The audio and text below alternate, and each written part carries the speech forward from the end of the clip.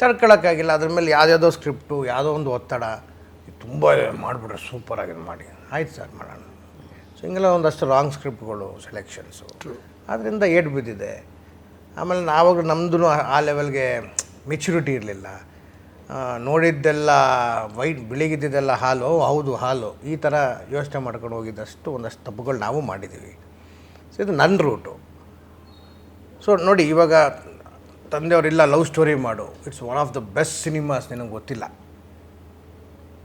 1979 ಮರೋ ಚರಿತ್ರಂ made a history. ಹೌದು, ನೀನು ಹುಟ್ಟಿದ ವರ್ಷ ಆವಾಗ ಮಾಡಿದಂಥ ಏಕ್ ದುಜೆ ಕೇಳಿ ಹಿಸ್ಟ್ರಿ, ಅಂಥ ಒಂದು ಹಿಸ್ಟ್ರಿ ಮಾಡಿದ ಸಿನಿಮಾ ತಗೊಂಬಂದು ಕನ್ನಡದಲ್ಲಿ ಮಾಡ್ತಾ ಇದ್ದೀವಿ ಅಂದರೆ ಥಿಂಕ್ ಅಬೌಟ್ ಇಟ್ ಅಂತ.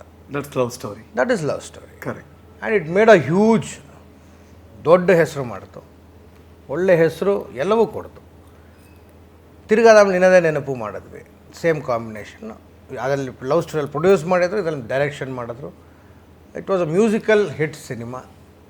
ಇವತ್ತು ಎಲ್ಲೇ ಹೋದ್ರೂ ಸುಮಾರು ಜನ ನಿನ್ನದೇ ನೆನಪು ಸಾಂಗ್ಸ್ ಕೇಳ್ತಾರೆ. ಸರ್ ಅದು ಏನು, ಯಾರು ಸರ್ ಬರೆದಿದ್ದು, ಯಾರು ಸರ್ ಮಾಡಿದ್ದು, ಯಾರು ಸರ್ ಹಾಡಿದ್ದು ಅಂತ ಕೇಳ್ತಾರೆ.